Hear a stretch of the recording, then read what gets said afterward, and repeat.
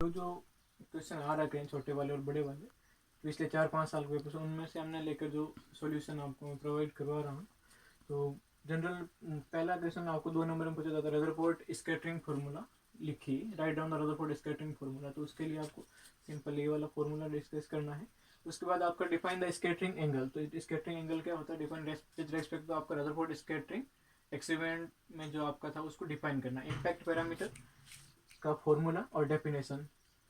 तो डेफिनेशन आपको क्या होता है, जब the minimum distance between nucleus and alpha particle is known as impact parameter. उसका फॉर्मूला आपको ये हो गया, जेड आपका परमाणु क्रमांक, ई आपका चार्ज ऑफ और 4 पाई एप्सिलॉन नॉट, ई के kinetic energy of incident particle, cot 5/2। 5 यहाँ पे आपका इंसिडेंट स्कैटरिंग एंगल है। जो स्कैटरिंग एंगल कहीं आपके कुछ बुक में आपका थीटा लिख रखा है, कुछ में फाई लिख रखा है। तो आप जो डेरिवेशन जो आप कर रहे हो वहाँ पे डिफाइन कर देना कि हमने ये फाई जो लिया है वो या थीटा जो भी लिया साथ में लिख देना। अब एक आपका आता है न्यूमेरिकल भी आता है, इस पर क्लोजेस्ट अप्रोच, न्यूनतम दूरी या न्यूनतम उपागम दूरी, डी से डिनोट करते हैं इसको। ये आपका के 9 × 10⁹ जेड Q1 Q2। अब जनरली Q1 और Q2 की वैल्यू अगर ई और 2 ई हो तो यहाँ पे 2Z² हो जाता है, kinetic energy of incident particle. इस पे आपका बेस्ट न्यूमेरिकल पूछा जाता है। उसके बाद आपका न्यूक्लियर पेरिटी, यानी क्या होता है, it is related to inversion of coordinate at the origin.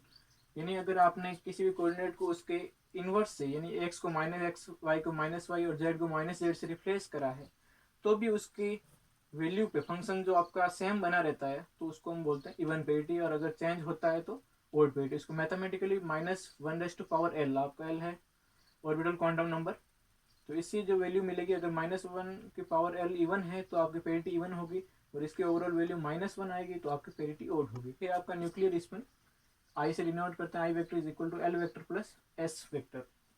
L आपका टोटल ऑर्बिटल है एंगुलर मोमेंटम, और ये आपका टोटल स्पिन एंगुलर मोमेंट। फिर आपका मैग्नेटिक मोमेंट म्यू से रिप्रेजेंट करता है, म्यू एल, ये आपका ऑर्बिटल मोशन की वजह से, और ये आपका म्यू एस स्पिन मोशन की वजह से।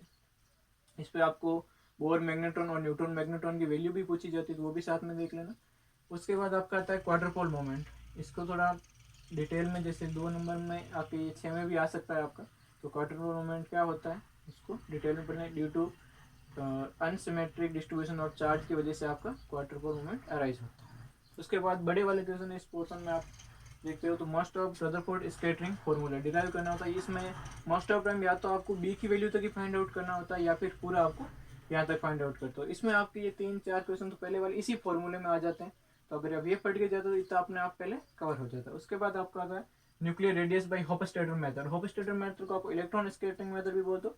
इस पर क्या होता है, इलेक्ट्रॉन बीम जब इंसिडेंट करवाई जाती है जिस आपका मटेरियल की आपको रेडियस फाइंड आउट करनी होती है, तो उस रेडियस को फाइंड आउट करने के बाद हम यहाँ पे जो आपका डेंसिटी डिस्ट्रीब्यूशन यानी रो आर का जो फॉर्मूला बनता है, रो नॉट यानी density at the origin of nucleus exponential 1 + r-r½ ये जो ग्राफ बनता है इसमें, ये आपका विथ आप डेंसिटी ऑफ न्यूक्लियस, और इस तरफ विथ डिस्टेंस फ्रॉम, यहाँ पे 0 होता है यानी eight the origin of nucleus density rho है, जिसको रो नॉट से रिप्रेजेंट करते हैं यहाँ पे।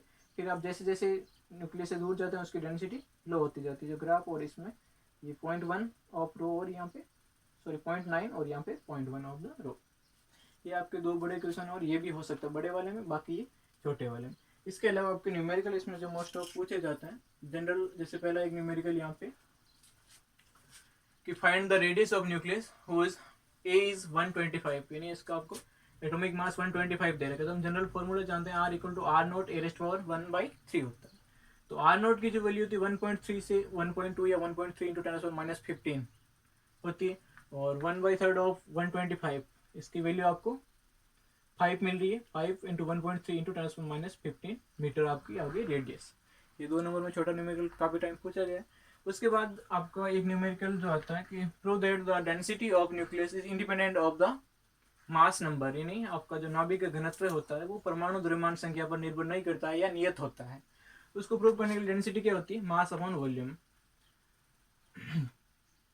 मास किसी भी न्यूक्लियस का overall mass sum of neutron plus proton होता है, जिसको ए से रिप्रेजेंट करते हैं। वॉल्यूम 4/3 पाई r³ आर की वैल्यू R0 a⁻1/3 होती है। अब इसको वापस क्यूब करोगे तो ये आपका सिंगल बच गया आर नोट का क्यूब। यहाँ पे आपको फाइनली बचा 3/4πr0 क्यूब। ये सारे कांस्टेंट टर्म्स है, तो हम ये कह सकते हैं कि डेंसिटी ऑफ न्यूक्लियस क्या होती है, कांस्टेंट होती है, या मास नंबर पे डिपेंड नहीं करती है। पिछली बार आपका 6 नंबर में पूछा गया था। अब एक लास्ट टाइप का जो न्यूमेरिकल है, जेड की वैल्यू दे रखी है आपको for the Rutherford scattering formula, Z is 29, phi angle of scattering 60 degree, और kinetic energy of alpha particle is 5 mega electron volt. Then the find the impact parameter.